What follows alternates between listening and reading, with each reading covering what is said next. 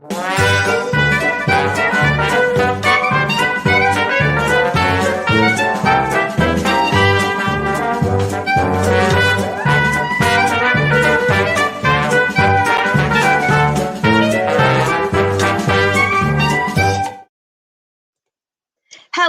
everybody. It's me, Candace, owner of Tubby and Coo's Mid-City Bookshop, here today to launch Katherine Factor's newest Choose Your Own Adventure book, Spy for Cleopatra, which is part of the Choose Your Own Adventure SPIES series, which is a pretty cool series. But Katherine is a writer, editor, educator. She's mentored young writers for decades. She's taught at a number of academies and in some summer programs. She's a graduate of the Iowa Writers Workshop and the recipient of an Iowa Arts Council grant and residencies at Vermont Studio Center and Squaw Valley Community of Writers. Her manuscript, A Sybil Society, was a semifinalist in the Cleveland State University First Book Prize in 2017. Her poems and audio work can be found at Interim, The Conversant, Quarterly West, Poets for Living Waters, The Equalizer, Diagram, Colorado Review, a bunch of different places, and also on SoundCloud and techsound.org. This is actually her third Choose Your Own Adventure book, and she loves music, travel, and ancient cultures, which inspire her work and likely is the outcome of avidly reading Choose Your Own Adventure books as well. So welcome, Katherine. Thank you so much for being here to launch your book today. This is exciting. Thanks for having me and that awesome introduction. It's really fun. I love New Orleans, and I think this is a city that Cleopatra would have really, really liked. And actually her city, Alexandria, which is still in existence, but the ancient glory of it was sort of lost to time. But it was very vibrant, and very diverse, much like New Orleans. So I like to think Cleopatra would have liked it here too. Yeah. So tell us, you were telling me a little bit about it, but tell the audience about the hieroglyphs in the background here, because this is super cool. All right. So in doing my research for Spy for Cleopatra, here she is. We wanted to sort of make you just a general spy, not actually the person from history, like I had done with Mata Hari and Houdini. So that we thought, I guess in a way, I thought that might have less research, but it didn't. There was still a lot, very involved. And so one thing, of course, being an Egyptology fan, that I wanted to explore a little bit more was hieroglyphs. And those I painted behind me. Not the greatest job, but it actually felt maybe a little bit more like it would have felt then, just sort of being not fully formed. I mean, these are glyphs, they're pictures, but they are representing sound. So behind me, we have R-E and E sound, A, this bird. There's a ton of birds in the hieroglyphs because they were huge bird worshipers. And this is actually D, this hand thing. And then behind me is a T-H-E and B over here, O-O-K. I thought the O was really cool, the O sound. And K is cup-like. So behind me, the messages read the book. And do you want to tell everyone about how they can find out their name in hieroglyphs? Yes, this is really cool. So Penn Museum has a website actually that you can go to write your name, or I guess any word in hieroglyphs. You can just type a word in there. I got my name in it. It was very cool. So it is, and I made a little banner. It's, and I will also put this in the chat, in the comments, the link, so that you can just click on it and go get your name in hieroglyphs. But this is the link to get your name or anything. And you can even print it out. You can send it to other people. It's very cool. And I did not know that this existed. So thank you, Katherine, because this is cool. I'm going to start typing in my pets' names, all kinds of different words, and see what I can get. Yeah. And then make stories out of the pictures. So I actually, yeah. like in the other books, there's codes and, I don't know. There was so much stuff in, of a really vibrant, history and also Egyptian mythology and speculation and fantasy and 24 endings that like I sort of, finished it and realized like there's no hieroglyphic code. So there's plenty of other, mystery and intrigue, but I wanted to make sure I somehow got to honor that also. And Cleopatra was really interesting because she did speak like 9 languages, and she was her family, the Ptolemies, were Greek, they were Macedonian, and so they were, had they kind of got to like rule for hundreds of years. The family did in Egypt, and she was the only one that learned the Egyptian language. Oh, wow. Egyptian language. So I don't know if she learned hieroglyphs either, but by her time, which was like, over 2050 years, 2030, 70 years ago, hieroglyphs had been around for a long time. And she was just a spectacular, scholar also, and intellect. So I kind of wanted to, I guess, inform people that she wasn't necessarily a beauty. She was just, she was a scholar and a fine wit. She had a sense of humor and she loved languages. So kind of made her stand out, I think, in terms of the Egyptian people. And of course, when the Roman rulers tried to conquer her, which is kind of what this book's about. And so tell us some of the research that you did do for this. And were there any like fun facts that you, I'm sure there were lots, but any that really stand out? Yeah, I mean, just I think the biggest one being like Cleopatra, wasn't just this beauty. We don't have a lot of images of her. There were coins that were minted and that she insisted on having them minted or printed with her face on it, but in them she has a more masculine nose, and the speculation there is that she might have wanted to seem more masculine, or that's just perhaps how she looked, but she didn't necessarily look so feminine and enticing as like the history books, whiwhich were written by the guys that were, of course, out of her, I mean, or the guys that wrote for Caesar or whatever, and they were mad. She had a lot of power and she had a lot of fight in her. And, and she had to be conniving, because that's when you rule an empire, and Egypt was loaded. I mean, they were so loaded with gold and grain was so important then to feed troops while all these dudes were trying to like take over countries.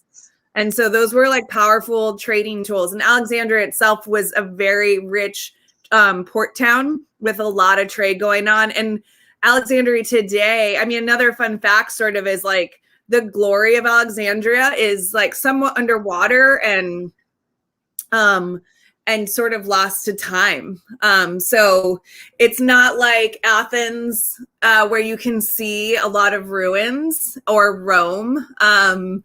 It's just sort of this mystery place. I felt like I knew about the other ancient cities where, but Alexandria was truly the finest and the richest and the most fun. And they had a really big road called the Canopic Way that was like, had food carts and musicians and dancers and jewels and people, and silks and linens and cotton, and people were coming there all the time from all over to trade. That's awesome. It sounds like the market in the French Quarter. Yeah, exactly.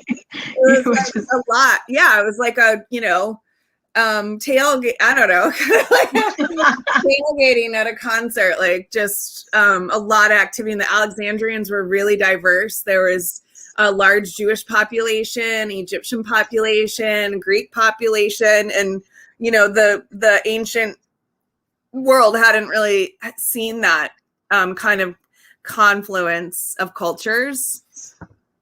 Yeah. And so like in writing this, I felt a lot of thought about about resisting colonization, even though Cleopatra's family were colonizers.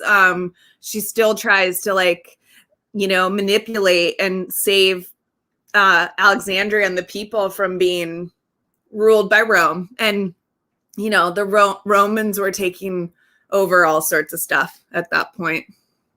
Yeah. And it's so interesting to me that the way Cleopatra is portrayed generally in media as well is this like beautiful woman because like, I don't know, I guess it just says a lot about society. And like, of course, this like powerful, smart woman also has to be beautiful. You can't, you have to, feminine, or typically right. Or something. Yeah.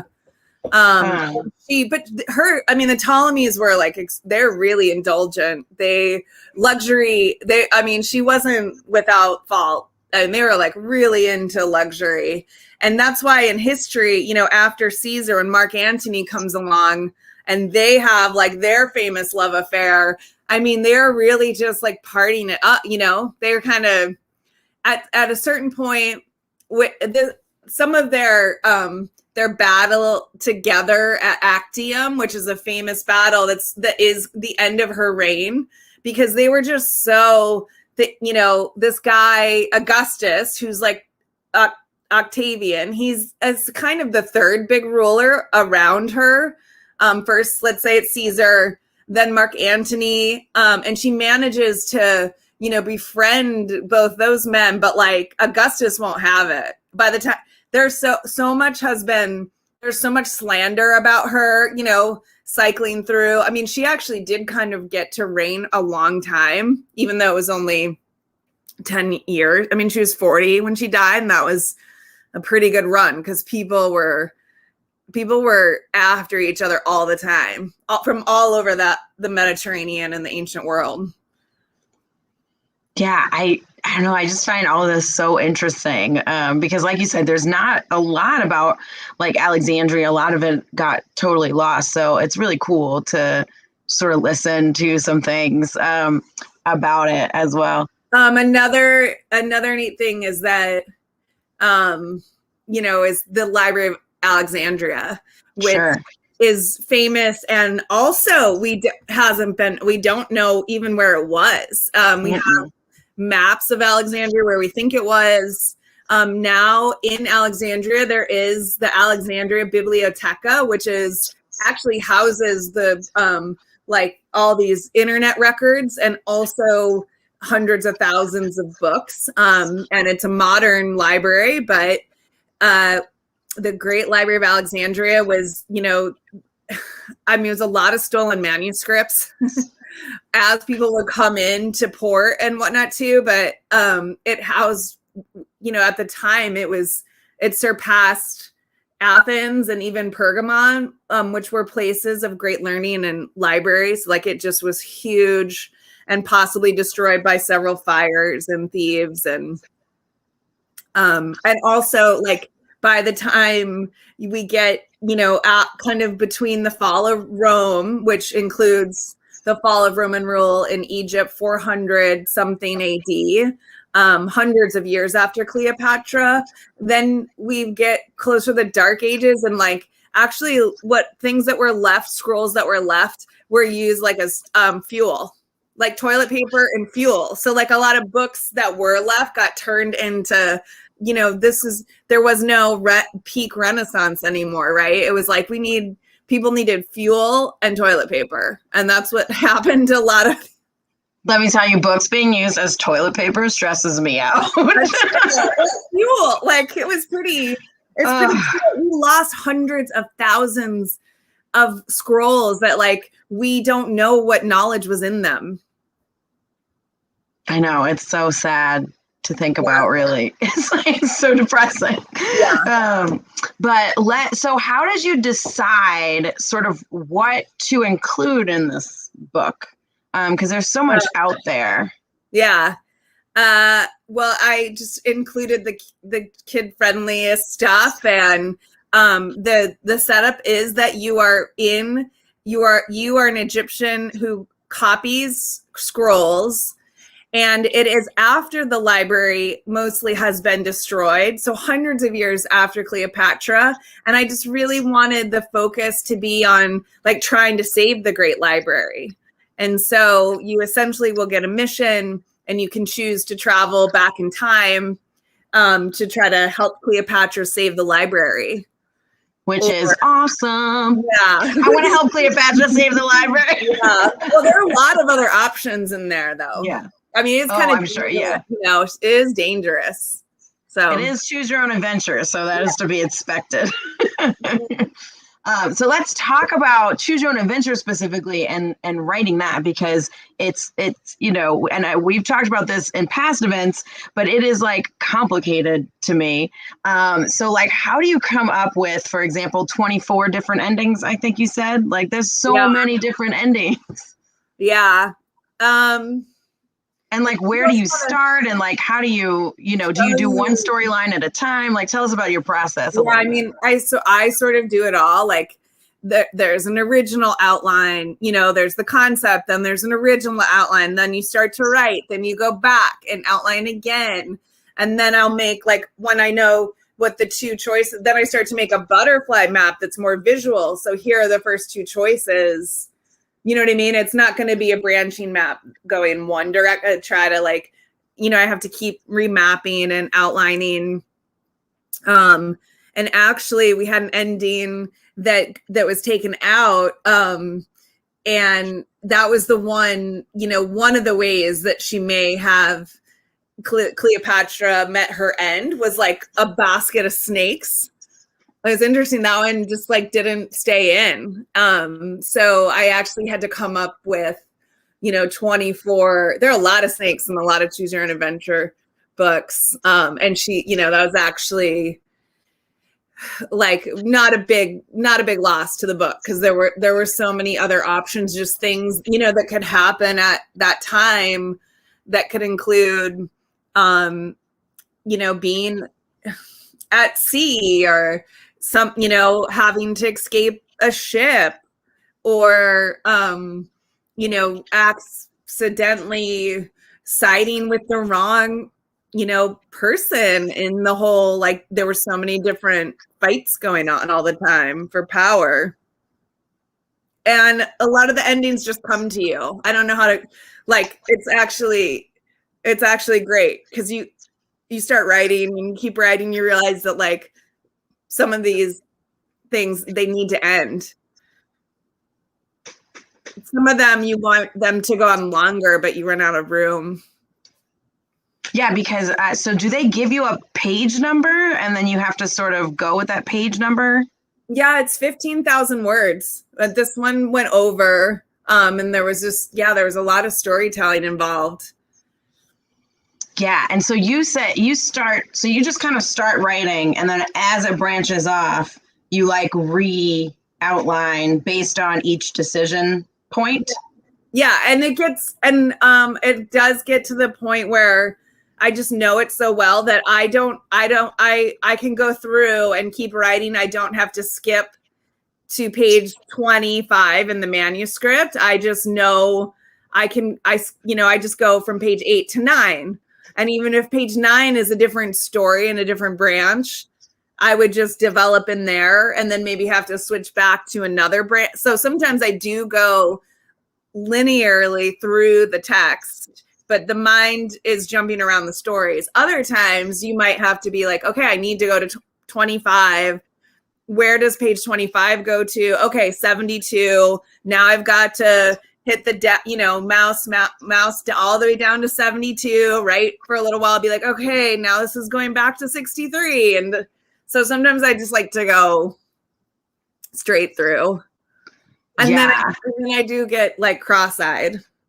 It sounds like it. Like, I'm like, I don't know if I could keep up with this. It's like, oh wait, what was I doing over there? I would never like remember all of the different threads that are happening. Yeah. But I mean, all novelists, I mean, most novelists, I think there's always a lot of, outlining and things that come to mind and having to manage them and organize them in some way and rewriting and Yeah. And so how did you take, this is another question I have, how did you take someone like Cleopatra and Alexandria and all the things that were going on that were like very adult? There's like war and violence and all this kind of stuff. So how did you take those things and make them kid friendly for something like this? Well, I mean, if you think about readers that are 8 to 12 or where you were at, I mean, you probably have learned about Egypt, you know, and Oh yeah. there something like the pyramid or the Egyptian, you know, mythology stories, like those can just kind of dominate the imagination. And the Egyptian myths were also very gritty, like most myths are. And the Egyptians were very much about like life and death. So my assumption was that like they're learning, they probably have learned about mummification. And so it seemed very choose your own adventure to like put you in a situation where you choose to be mummified instead of just being like, that is something where they could have some power, you know, in making the choices where it is involved with death, and death is seen as such a ritualized, honorific, you know, thing to do and necessary to make it to the afterlife. So then there were some other things like, you know, Cleopatra was like fighting with her siblings, and that just seemed like a relatable story for kids. Like, you know, you fight with your siblings and Sure. who's in charge, or like, so I just sort of made some of in the beginning, there's a lot with like warring with the brother, and just made it about siblings having a fight over who's in charge. And yeah, and then just try to have fun with it. And hopefully find, you know, readers. There's so much, I think, with, you know, archaeology and Egyptology, just hoping that like maybe to spark a child's mind who wants to pursue like studying Egypt. I thought that was part of my point, I think, and just trying to put a lot of Egypt in there. Yeah, that sounds awesome. And I want to let the audience know too, if you have any questions, drop them in the chat, and we'll be happy to look at them. The ones that I've seen so far are ones that I think we've answered already. But if you have any questions, please drop them and we'll be happy to answer sort of throughout. And so it looks like people are really interested in hearing about your process too, of writing the Choose Your Own Adventure. So is it the same for, I mean, you've written 3 books now, Choose Your Own Adventure. Is it the same for you every time, or is it kind of different based on what you're writing? Both. Like, it's the same in that they've all been really research heavy, and, you know, they have to be fact checked, but there's also fantasy, you know, involved. And they're all slightly different, like in what they teach me. So with Houdini, I felt like he was a lot about will and discipline, but also getting free, and like what does, you know, freedom sort of mean? And for him, it was like he had to have it was mental first. And mostly a mental feat, although he was very athletic. And with Cleopatra, you know, I guess that ended up being kind of more about, like women, you know, women in power, or just sort of pushing back against conquerors. And Mata Hari was a Cleopatra-ish character, and that like the men tried to frame her, you know, and they told her story for a long time, and you know, sort of tried to make history forget her. And so, and I think with Mata Hari, that was about like having, you know, in a way having fun. And I mean, she was indulgent and spoiled, but also body positive, and up until the war really took over, was like, you know, into her own freedom through fun and entertainment. That's super cool. And there's a question here. People really want to know a lot about Cleopatra. So a lot of these questions are like Cleopatra questions. Yeah. So Liz G asks, in your research, did you come across key differences between Cleopatra, the almost mythical figure she has become, versus her as the historical figure? Oh, that's a great question. Yes. I mean, I think that she was, that one, that she was an intellect and she was a linguist, and she, she also, was just never safe. And so, man, I mean, there was some stuff with her sister, Arsinoe, that's like really bad. And just, bad fighting between, I mean, everybody was just like always paranoid, wondering who was trying to take over the throne next, or who you could trust. I mean, usually it had to just be about trade, what one country and one ruler had to offer and another one. And I don't know. I mean, I maybe wanted her to be like more mystical. I mean, she did likely studied magic. She did believe that she was connected to the goddess Isis, and that was really common at the time. It's somewhat appropriative. I mean, she did learn the Egyptian language, but any ruler then would like believe that they were connected to a god or goddess. But she did things she did some wonderful, sort of worshipful things to connect to the Egyptian people, and probably felt that to an extent, in her bones, but also was like, I'm Isis because I'm great, or I mean, she's a great goddess, and, I'm Isis. I'm maybe, or a daughter of Isis, but I'm impenetrable, and she kind of got in some ways, her just desserts. She was really indulgent, but so were rulers. All those rulers at that there's just like a lot of conniving and killing for power. It's just, Yeah. And I think that it's, I don't think a lot of people know that Cleopatra wasn't Egyptian, because she's so intertwined with, Egyptian sort of lore, and like when we learn about Egypt, those kinds of things, that I think that most people probably, like, if you ask them where Cleopatra was from, like a lot of people would think she was Egyptian, and she was not.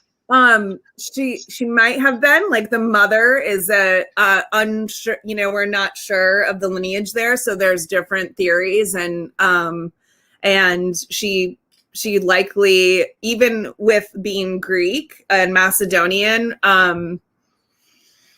there's just, she was not like likely white skinned, olive or darker.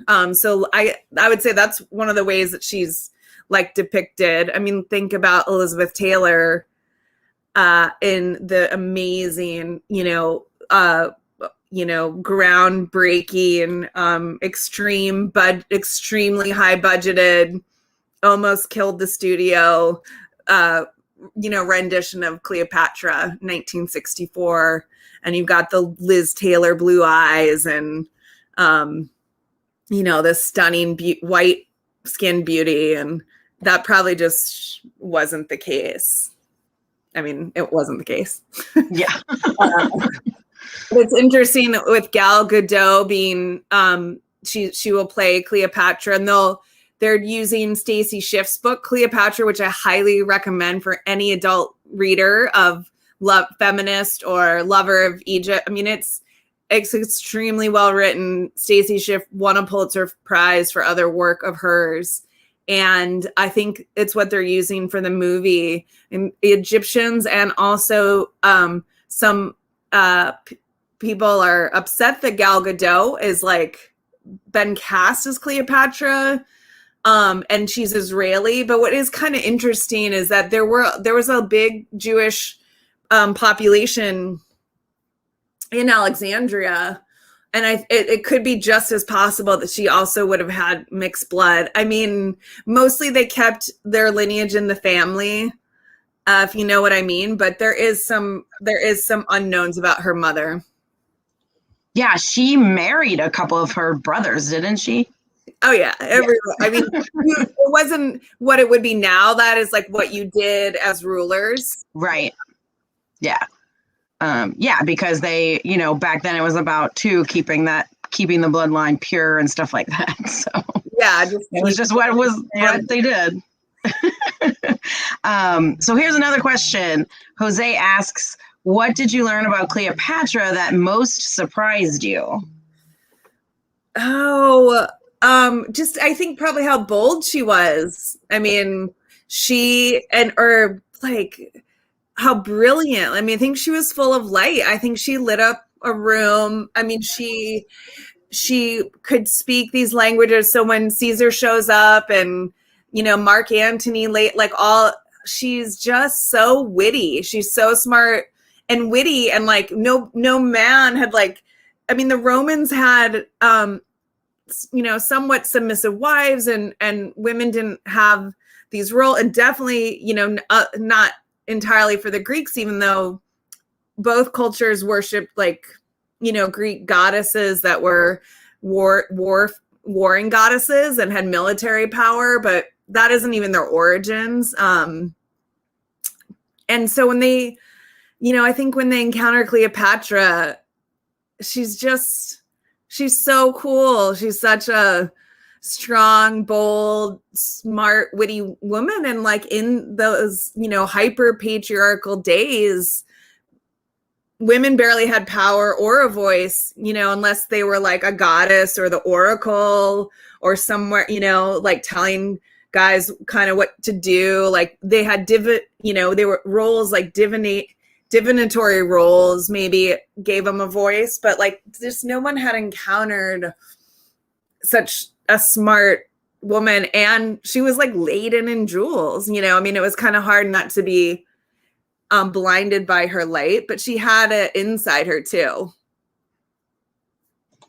Yeah, and I think that's interesting because, most of the time when Cleopatra's portrayed in media, in movies and things like that, sometimes she's portrayed as conniving, like you said, but I don't know that I've ever seen her portrayed super positively, or that most of the time it's she's just this beautiful woman who has all this luxury and is killing people. It's there's definitely more to her than all of that. Yeah, I mean all that is true, but also in the book, if you choose to travel back in time and end up spying for her to try to stop Caesar and whatnot, I did try to make her just very kind of warm. I mean, warm and nurturing. And maybe she was a mother.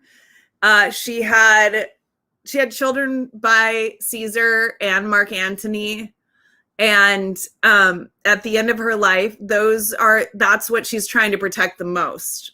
So kind of is when all the riches of Alexandria, and her rule are stripped away, she spends she's still trying at the very end of her life to protect her children.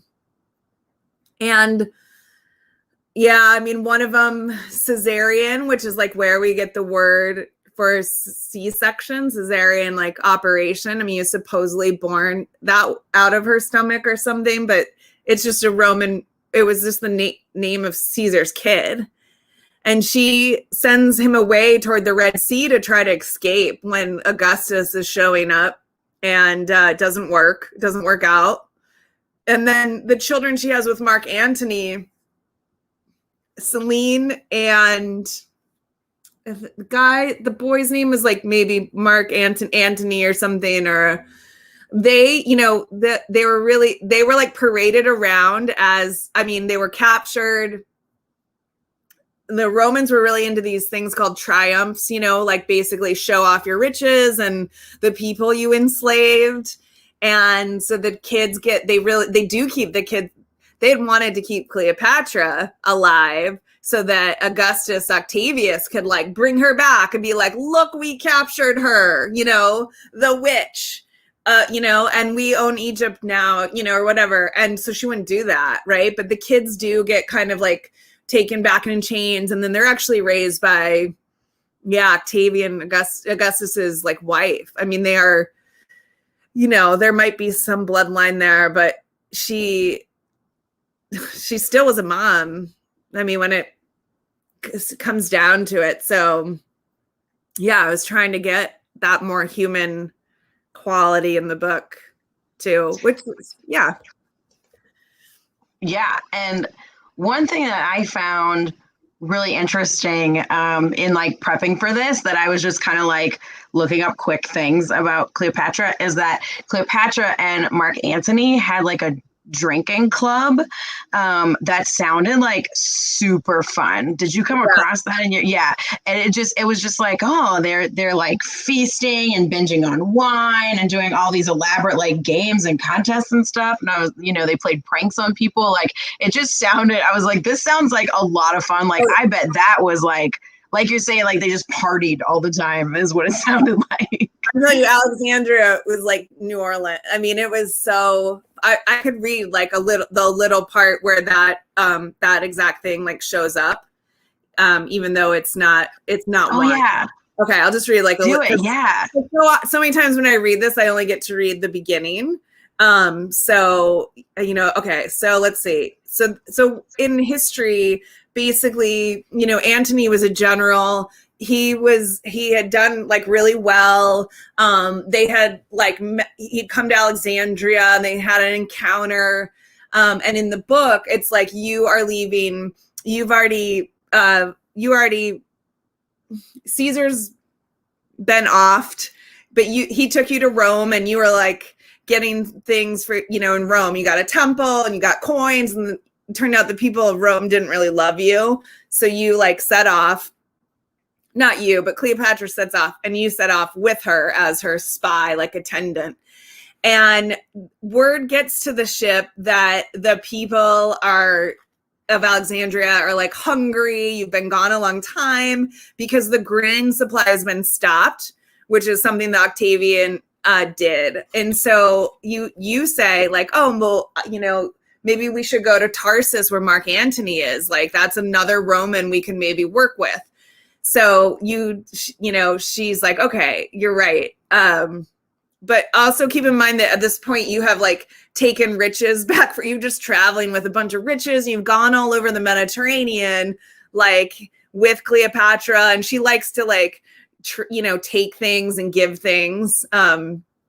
So here we are. And then decide to go to Tarsus where Mark Antony is. And this is actually like pretty famous scene, and is so fun. Okay. So, cause Cleopatra just, you know, basically they have in history, they like have a party off. Like she brings her big barge, you know, with perfume sails to Tarsus and hosts him and has a big party, like a Dionysian party. Cause he thinks he's the god Dionysus. And then he tries to have a party like the next night and host her and her crew, and it's like not very good of a party. Anyway, here we are, off to Tarsus. The breath of Poseidon, god of ocean, will send us there. Cleopatra commands the captain to head due east. Then Cleopatra demands that the crew turn the barge into a big party boat. Mark Antony is rumored to be easily swayed by celebration. He acts like he is the god Dionysus, the reveler. By the time you enter the harbor, the sails are perfumed, pigs roasted, and the gold tapestries brought out as a canopy. Music is played.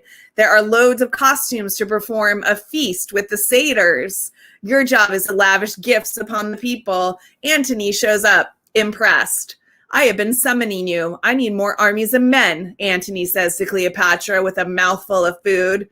Well, I need food for my people, and it is being obstructed by Octavian. How can we work together? Cleopatra has a plan. We must join forces, show him who is in charge. She dips an expensive pearl into her drink and swallows it, showing off her wealth and power.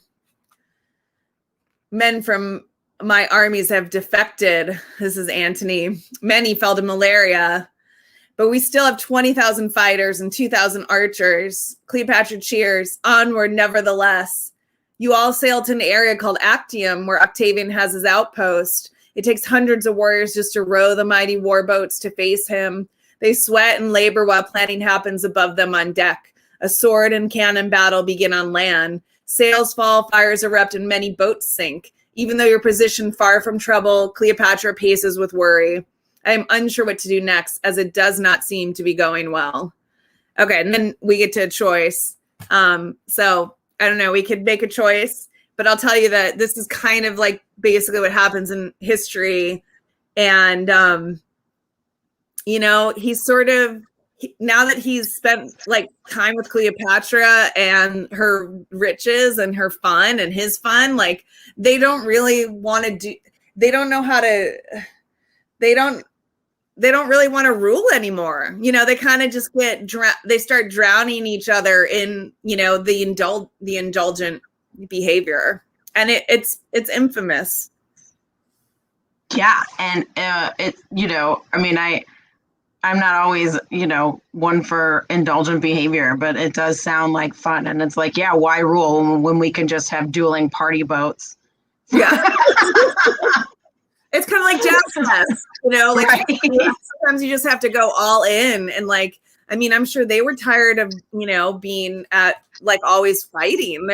There's so much, you know, all over the Mediterranean. There were so many, you know, there's so much plotting, so many logistics, and so many men to feed and men to like keep. I really, in my research, that was like one of the biggest things for me was how were all these men like fed and able to just fight like their whole lives. I mean, granted, their lives weren't very long, but they were like literally just, that was all they did. And sometimes that was better than being enslaved, you know, or sometimes you were that, or just really like there's not a lot of depth there unless you were really well off. Otherwise you were just like trying to eat so you could fight. Yeah, I'm sorry. My answering machine has picked up, and so it is on in the background. So I had myself muted. But yes, if anybody has any other questions, please feel free to drop them in the chat. And let's see. Do you want to read the beginning for us so that we can kind of see how it all starts? Yeah, I mean, what do people want? They want to hear the beginning, or do they want to find out what happens at Actium? And do y'all want to keep going with this choice with the party boats? I kind of do. I like the party boats. Yeah, let's do a little. Let's keep going. There's no spoiler alert. You know, obviously there's 24 different endings. Yeah. and how you would get here, you don't know. There's so much that happens in between. But this is kind of towards the one at their end. Okay. So now, she doesn't know what to do. I mean, do you suggest fleeing the battle? Like let's just leave? Or it's not going well. So do you tell her like, let's just get out of here, save yourself? For some reason, Cleopatra was at this actual battle at Actium. Or do you think it's best to wait and see the battle through and like, don't give up because man, you're already at a deficit here. Okay, so let's ask the audience who seems to be into it because they were all like, yes, keep going with party boats. So what do y'all think? Do we flee the battle or do we keep going? Because like we're already here, we're already in it. What do y'all think? I'm going to wait and see what some folks, it takes a minute. There's a little bit of a lag before I see comments. So I'm going to wait and see what everyone says. Like, do we stay or do we flee? I mean, it was really true. Like Antony he was really depleted. You know, they had lost a lot of men to malaria. Like, I mean, that's the thing. You would just lose hundreds of dudes too. Like it could So everyone is saying stay, party, don't give up, continue the battle. Oh, okay. Never stop, stay and party. I mean, like these folks are really into staying. You encourage Cleopatra to finish what has been started at Actium. You watch the battle from afar, and then she sends you out on a small boat with a special potion. Release this in the wind so it blows on Octavian and his men, she tells you. You row out, checking the wind. Oh, she did know a lot about herbs and medicine. And yep. So she's like, take this potion and shove it. Okay, when you reach Octavian's boat, you scale its ropes. With the night gust, you empty the sack. Men suffocate and slip and slide to their ends. Antony is triumphant. You become the royal scribe of the greatest union of the greatest civilizations, Rome and Egyptian. The rulers reign under the anthem. The golden age is upon us. We are one world, one people. Yeah. Together they restore the great library, and it becomes the center of knowledge in the known world. You recover the astrolabe and return to the future in 390 AD. To your delight, the library is intact, and libraries thrive everywhere. You did it. We saved the library, y'all. I forgot this is like a really good ending. Hooray! Yeah, I mean, can you guys imagine if Cleopatra and Antony had been successful in their campaign? I mean, they would have merged the two. I mean, unfortunately, she would have had to merge. You know, that was always the pressure, right? Like she knew she couldn't probably keep Egypt sovereign, but could she somehow keep herself alive and the children and like merge, you know, with Rome? And they would have been these two huge empires and with a lot of knowledge and righteousness, but also totally the opposite also was in play. It could have been really cool. I like that ending that we save the library and bring about a golden age and everything is lovely and we go back to our time and like the library's still there and like I like this ending. So thanks y'all. This was a good ending. I forgot the good ones in there. There's some really fun. Cool. So yes, of course, read the book to get, I mean, there are 24 endings, so that was only one. So you can make lots of decisions. I love choose your own adventure books just because of that, because it's like you can just keep reading them over and over and make different decisions and get to different endings every time. I enjoy reading through them.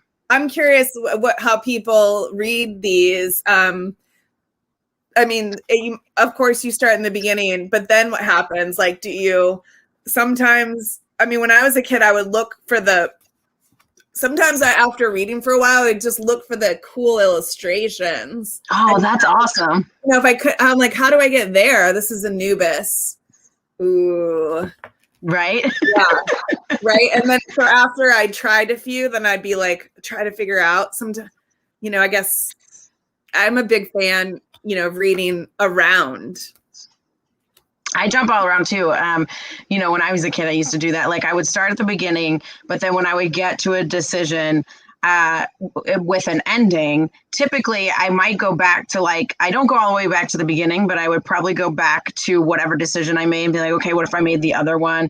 And then, you know, I don't know. I just kind of liked jumping around, or like you said, like look for cool pictures and be like, what is that? How do I get there? Like, let's go back to this and see what happens, you know? That's what's so fun about choose your own adventures is that you don't have to keep going all the way back to the beginning. I mean, you can, but you don't have to. You can kind of just go back to whatever decision point you think sort of made the branch and choose the other one and go from there. Yeah, I would really like to meet a kid that's so diligent they actually reread the beginning instead of just putting their thumb in it. Yeah. That would be very impressive. Let's see. Jenny has a question, wants to know, who would you like to do your next choose your own adventure about? Okay. Any ideas out there? I mean, I would take some idea. Marie Laveau. Oh, is there already one? No, but okay. Well, I think Marie Laveau would make a great choose your own adventure. Wow. Spy from Marie Laveau. Oh my gosh, that would be really cool. What era is she? Is like 1800? I mean, late 1800s. Like yes, I think so. Let me make sure that is right. Yeah. So great. Yes, late 1800s. So she died in 1881. Yeah. So yeah, so she would be like mid to late 1800s in New Orleans. I think she would be lots of fun. She has a very cool life. Let's do it.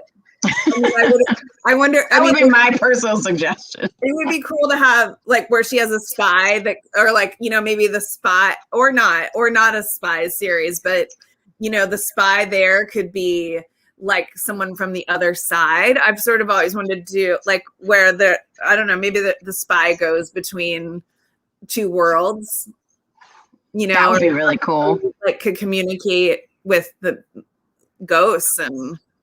Oh, that would be really cool. I mean, there's a little bit of that in Houdini, but just to go full on like New Orleans and voodoo and be super cool. And like go around the graveyards, like have scenes in the graveyards there. Yeah. And I think like showing kind of like what you've done with Cleopatra, like showing people different aspects of Marie Laveau, because like she's another figure very similar to Cleopatra where a lot of people have assumptions about Marie Laveau that are wrong.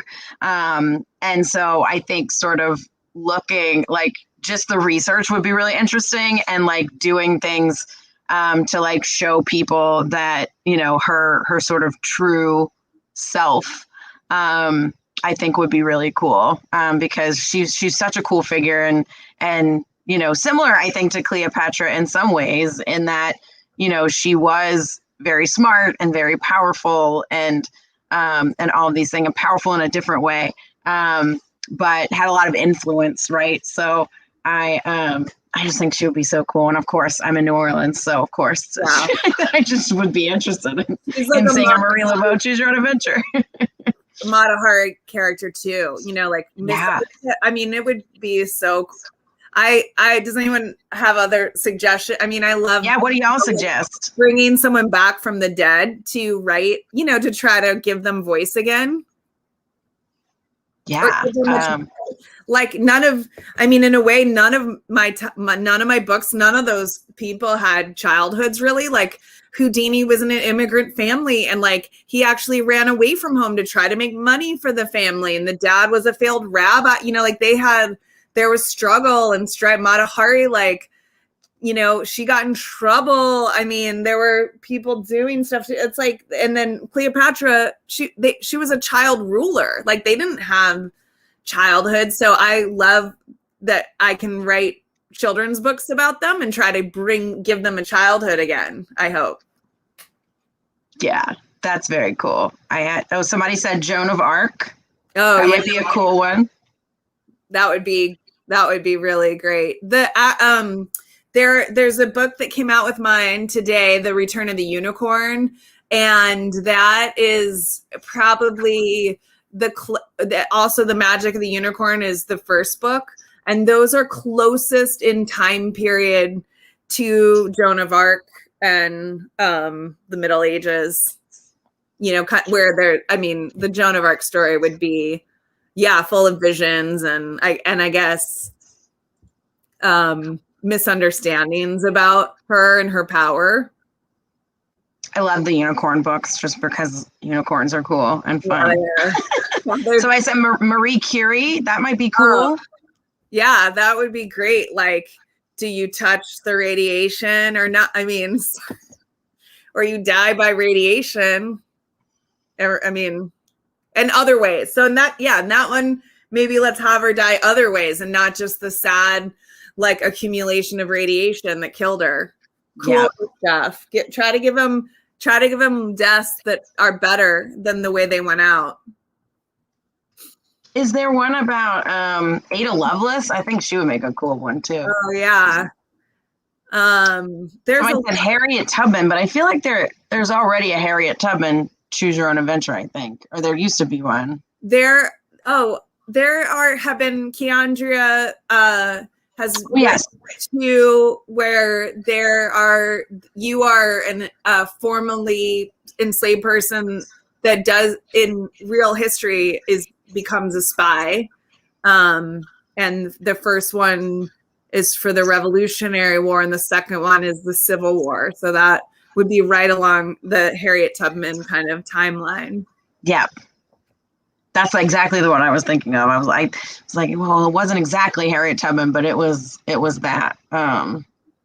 Yeah. Yeah. Yeah, Mary Bowser is the Mary Bowser. That's what it was. Yes, because I did an event with her as well. And I'm like, I feel like there was one. Mary Bowser was, which is a cool figure as well. I just realized that like I'm sort of like the spy when I'm writing these into their lives, writing about spies. That's really funny. And and of course they don't, these don't have to involve spies. I'm just extra spy like, I guess. Yeah. I would like, I'm pretty into I'm pretty into like Greek. I mean, I haven't really done, even though there are Greeks in this book. I mean, it's not. And then some of the, like, Dionysus is a Greek god. I'm really into him and or them. And the revelers that followed him. And he had a lot of magic. He had a lot of like trans identity. Dionysus was like half god, half human, which hadn't in the major god pantheon hadn't really like happened before.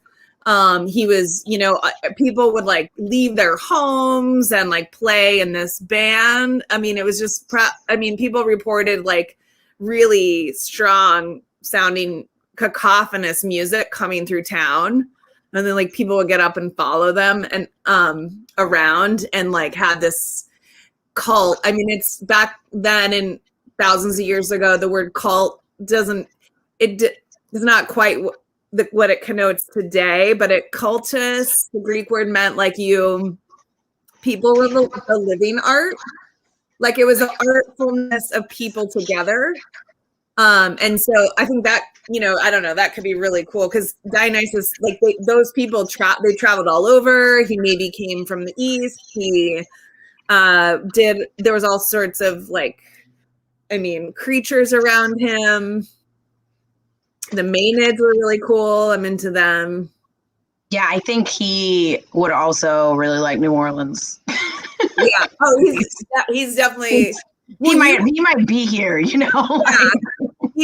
He arrives a lot and probably every night. But aren't there also like in Mardi Gras, like part of the big parade floats are like the Dionysian parade floats? And he was big into like sort of rituals and like religious stuff too. And Mardi Gras is a very Catholic holiday. And so I just think it would be, yes. And like it being part of this religious celebration and then also being the celebration that it is. I think Dionysus would just be right. I mean, he's probably blessing it. There's a parade named after, his Roman equivalent. There's a Bacchus parade. Yeah. And so, there's, I just think he would love it. Love all of it. I mean, Mark Antony like really thought, he was Bacchus. I mean, it was just right. And like and he did, they're pranksters too. I mean, Dionysus, there was a lot of foolishness around him, even though it could get very serious and ritualized. There was a lot of comedy. I mean, the Greek comedy and tragedy, like faces and dramas, like develop out of the Dionysian religion. It wasn't just kind of serious or spiritual, but there was a lot of like, foolishness and comedy. Oh yeah. Which is Mardi Gras, right? Like it's got this sort of serious like roots and like the undertone, like the reason for it. But like Mardi Gras itself is just like a huge party, right? Like there's no, people, I mean, it's very, people can put on a mask and become somebody else. And that was how the people that followed the Dionysian religion, could find their wild imbibing, freedoms and be sort of either in real mass or, creature full. I mean, they wore like jaguar, furs and different things that made them, connect to their wild, free selves. Yeah. Well, I could talk to you like all day because this is all so interesting. But we're basically out of time. But I really, really, really appreciate this because like just hearing all this and it's just super cool. I love Choose Your Own Adventure, and Cleopatra is such a cool subject for it.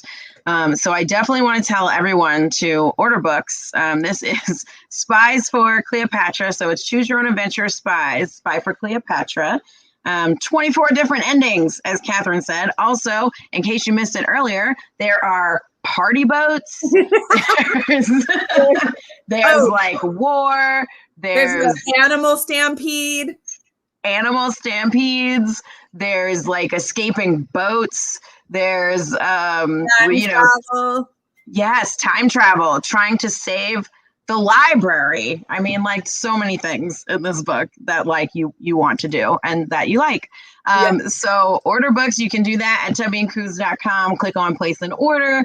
I know we're waiting on a reprint, which is great because, the first print run already sold out, which is cool because it comes out today. Yay. Yeah. And so definitely read the book and get it. You can get it from us here. But yes, I can't wait to like follow the different endings because I'm super into saving the library for sure. I know. I realize this is like this. I mean, it is a lot of hard work to cram a lot in there and make it work. And then I've always just like, okay, once I get to talking to the bookstores and the librarians and the kids that love books, like then Cleopatra can like really come alive, and hopefully we'll all like honor wisdom and knowledge and books. I will show everybody. I mean, just this is and as a final, homage to writing and books. This is what this is sort of what the scroll would have been, a lot of papyrus, glued together. And then when you are the scribe, you have to, copy word for word, whatever book you're trying. There was no Xerox or digital download, just hundreds of years of work to try to keep ideas alive. Which is awesome to me that people did that, that like, I'm glad people did that. But that was so much hard work to just keep going and keep books, like you're saying, keep books alive. I'm not saying it's not hard work. It's very different now than it used to be. Different kind of hard work. But people have been working hard for, a really long time to keep books around. So especially this year, I just want to really emphasize that everyone, support Tubby and Coos and, keep these bookstores, small independent bookstores going. Yes, thank you very much. Because it's definitely been tough, but we're still here. And that's what I always tell people when they say, like our physical book's going to die and like be replaced by ebooks. And I always say, no, people have been working forever to keep books alive. And I think people will keep working to keep books alive. And I think that there's, we'll all coexist, but I don't think print books will go away completely ever. At least just because of it, right? Like we used to have scribes who copied them word for word. So I love there's maybe something inside of us, that need to touch and hold and share and trade and sell, and feel books. So thanks. Books make people happy, well, thank you, Katherine. Thank you, everyone, for coming and participating and watching. Your participation was really fun. People been sort of commenting as you were talking and like all that. So that was really cool. So thank you all for participating. Thank you, Katherine, for doing this. And buy books, and we will see y'all next time. We will be back again. We have a few events in May, so check out our website for all of our virtual events. And thank you so much, Katherine. Thanks, you guys.